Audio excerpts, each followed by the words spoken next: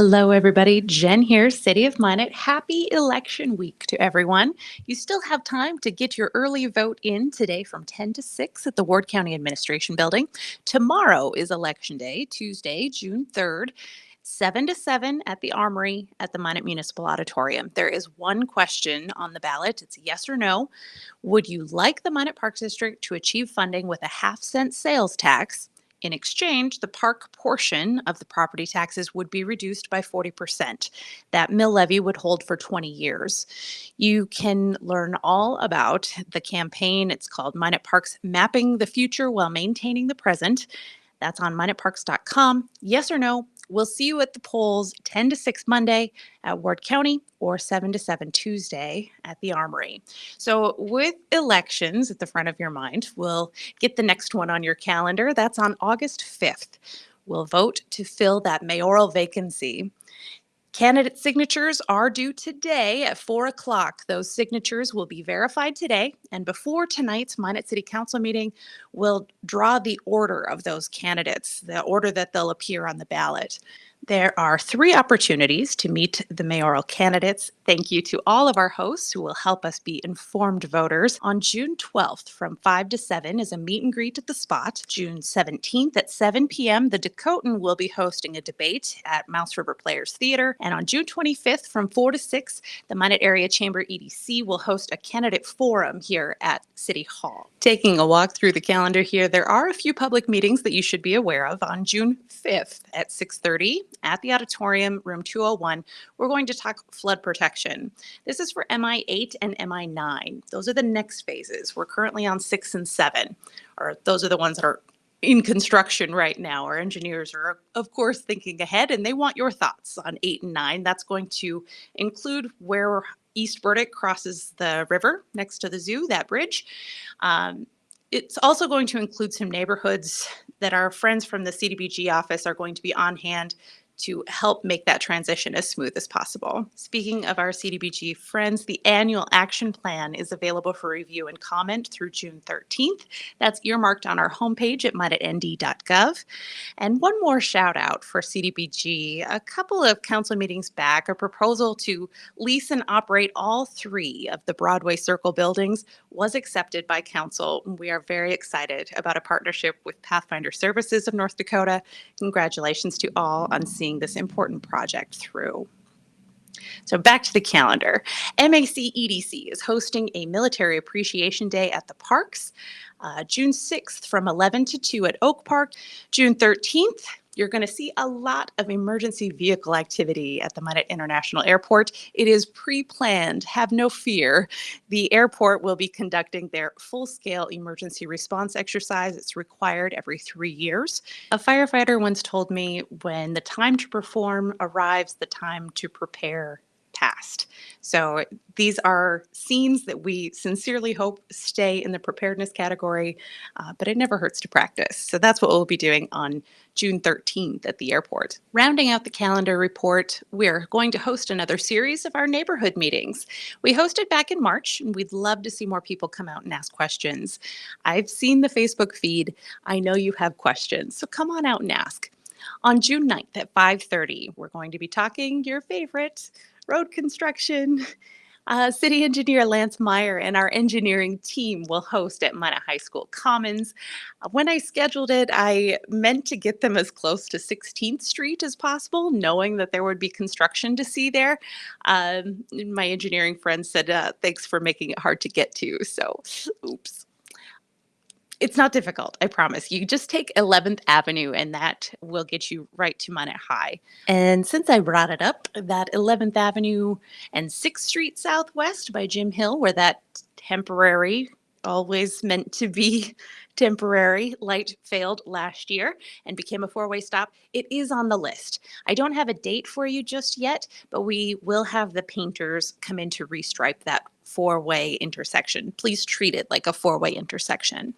Back to the neighborhood meetings, June 12th will be the next one.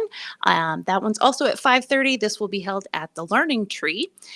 Public Works Utilities Director Jason Sorensen will talk about water main replacements. We mentioned this in the construction report last time around, $800 a square foot to replace a water main. and we have 280 miles of cast iron water main to replace. Mile by mile, my friends, we are in it for the long haul. And this year, a big piece of that construction is a continuation on University Avenue. So that's a look ahead at the next 2 weeks. I want to take a second to look back. We had a couple of pretty big public input meetings this past couple of weeks, and I just want to take a second to say thank you. We hosted a meet and greet forum for our chief of police finalists. We'll have more on that at the next council meeting, but that was very well attended. And then our Public Works Week open house. Now, this is a super official count, but we had 280 hot dogs and no leftovers.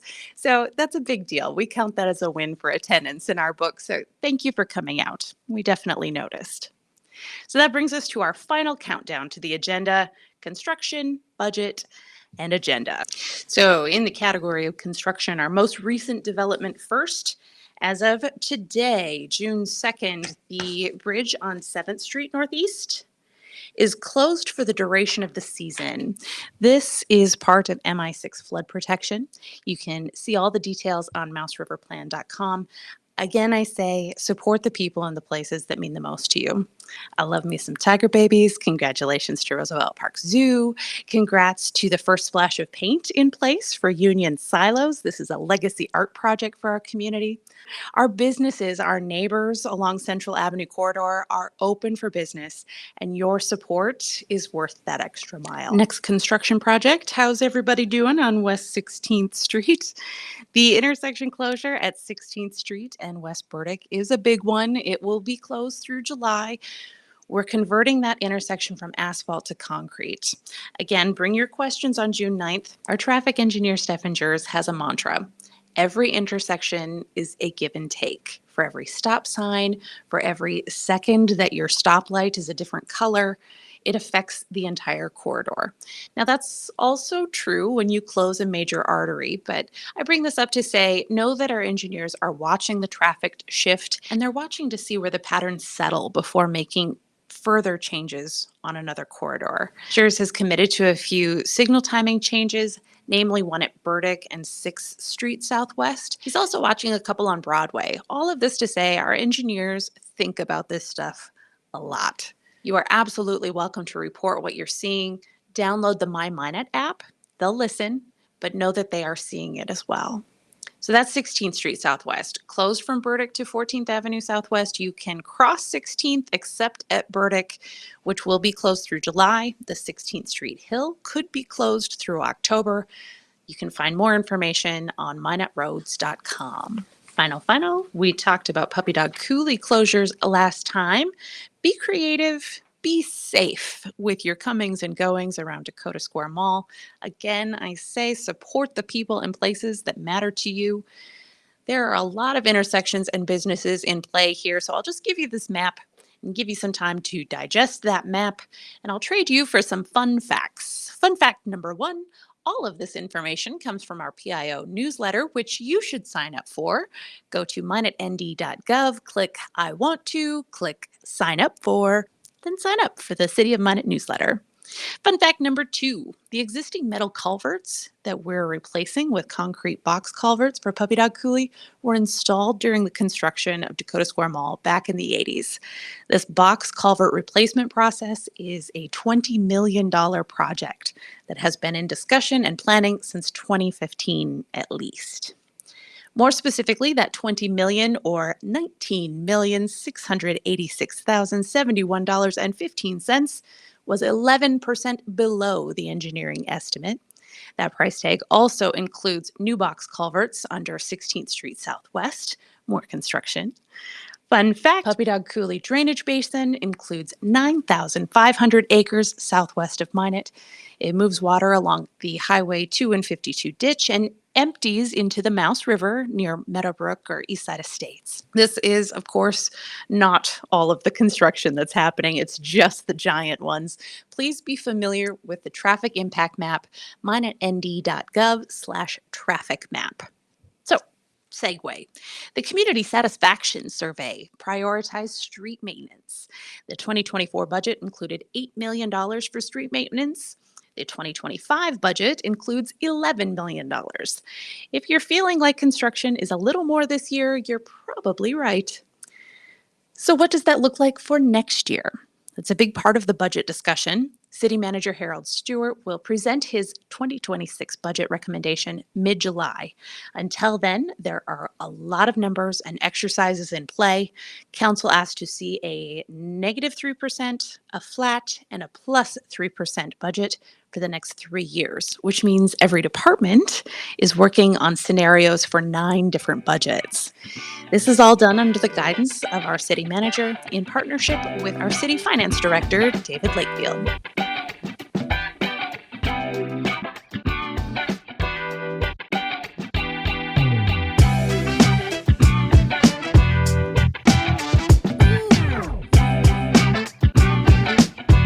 Here to make sense of the dollars for us, we have City of Minot Finance Director David Lakefield. Thanks for joining us this morning. Thanks for having me. This year's budget, 2025, we're at $225 million. Am I close? In that neighborhood. In that neighborhood. So let's just talk about the elements of the budget first. At a high level, what are our goals for moving into 2026? We have a number of priorities. Of course, flood control and NAS are ongoing legacy infrastructure projects that we have going that are very expensive and consume a lot of resources, and that's what makes up a big chunk of that budget is those costs that flow through as well. We've done a number of surveys in the last few years to survey the citizens of Minot and find out what their concerns or their priorities are. So of course we elevate those to come to the top of the pile when it comes to funding as well. So streets was the number one concern, the folks in the survey. So that's something that we have a priority on as well. The dollar amount for 2025 went up because we added the Metropolitan Planning Organization. The mill levy came down, and it came down pretty significantly once we tapped into reserves. Just talk about that balancing act. Yeah, when you look at the total budget, that doesn't always tell the whole story because we have a lot of projects. Airport had a large project on the books that's mostly federally funded. The infrastructure projects that we just talked about, NAS and flood control. So the MPO, the NAS biota plant operations, again, that's funded by federal dollars.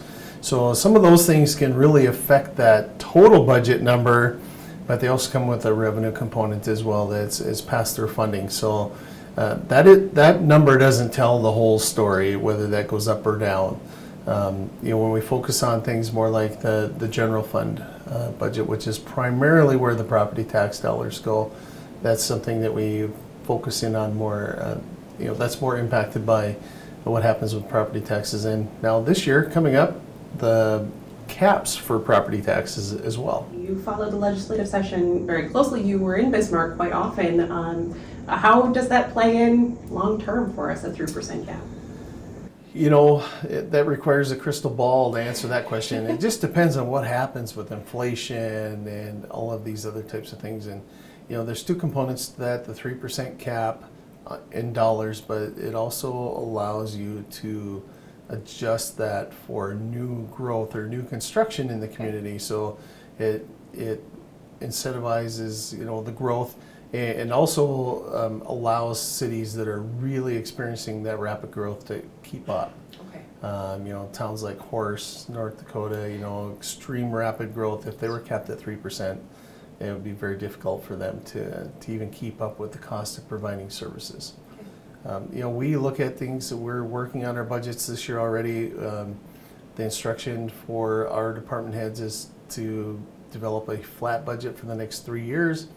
And we are working then also to do a -3% scenario and a +3% scenario. So it forces us to look further into the future and try to predict those effects of inflation.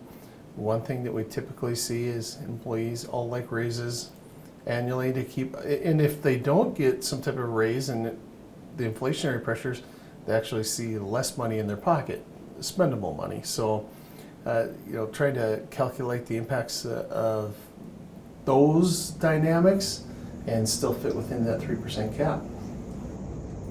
So you mentioned the strategy for this year we're essentially doing 3 budgets for 3, every department's doing 9 budgets this year. We're doing the footwork, and your department is taking care of how many departments that are turning those in? A bunch. It's a lot of work, but I think it's necessary. That it'll be a good exercise. It's going to force, our departments to look further ahead than next year. And we've seen that in the last several years where we get right down to the very end of the budget and, we're playing let's make a deal, because I'll give up something in my budget, but I want this. And then the next year comes around and it's like, well, now I need what I gave up last year. I have to have it. So we're trying to get away from that in looking at some of these things that we add, that there's ongoing costs associated with it. It's not a one-time expense, so we have to plan for that. And when you try to fit that into a flat scenario, especially, it just doesn't work. When you have inflationary costs for employees, and in some departments, water department has to buy chemicals to treat the water. There's other things that come into play. So, you have to look at that holistically, and sometimes we have to figure out how to live without a few things. Help me translate this into taxes. What percentage, what portion of the budget is made up by taxes, and what role does property tax and sales tax, I guess, but what does that play? What can people expect for next year? So property taxes funds about 14% of our overall budget. Okay.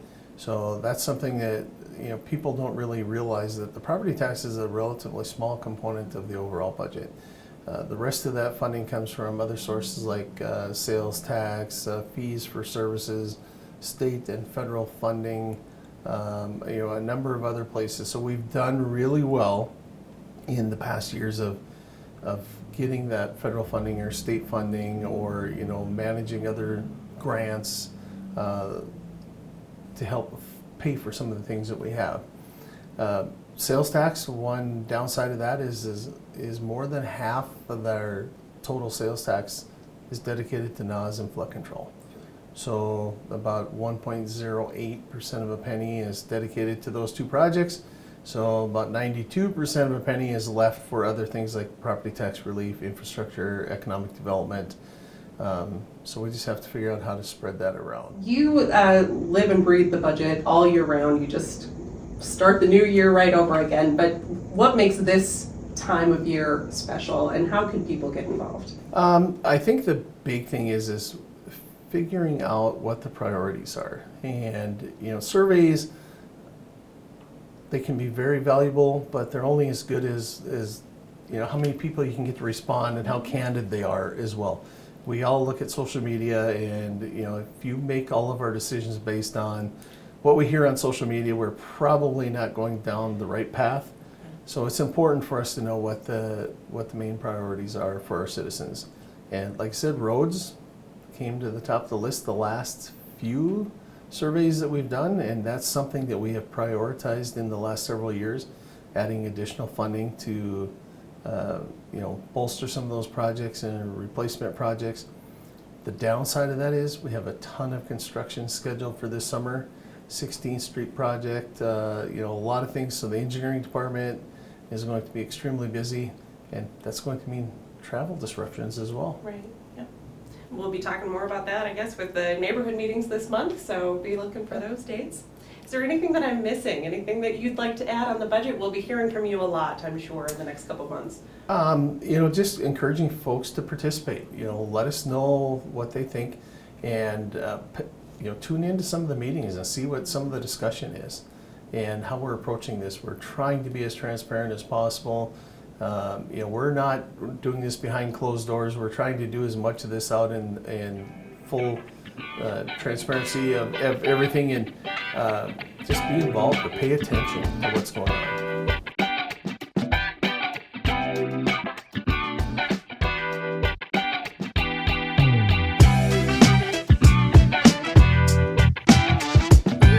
Minot City Council meets tonight at City Hall at 5:30. You are all invited. can't make it to join the crowd, join our live stream on Facebook, YouTube, and Public Access Channel 19.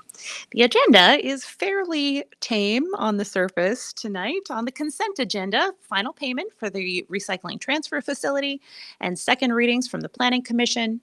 Under action items, our finance department is working on updating policies. This is number 4 or 5 or so of about 25 different policies that they're taking a look at. This plays a role in our council-initiated aspirations. One of them is to be excellent and connected, which includes fiscal responsibility strategies, the fund balance policy, and the grant management and oversight policy presentations tonight are progress toward that initiative. Also in action items, we will be appointing a council representative to the city canvassing board. We have 2 elections this year, and North Dakota Century Code requires that the canvassing board meets 13 days after each election. So we'll be appointing 3 of 5 board members. Our 3 appointees will be non-mayoral candidates to the canvassing board. And final in action items, we have a funding request from Souris Basin Transportation. We will also hear funding requests for 2026 budget considerations in miscellaneous and discussion items. Those presentations will include Minot Commission on Aging, First District Health Unit, Minot Area Council of the Arts, and Souris Basin Planning. Also in miscellaneous and discussion, we'll return to a stormwater discussion that started back on April 7th at a Minot City Council meeting. So we'll talk about stormwater, who's in, who's out, and who pays the fee. That's the Minot Minutia. We'll see you tonight at Minot City Council chambers, and we'll be back here in 2 weeks on June 16th on the Minot Minutia.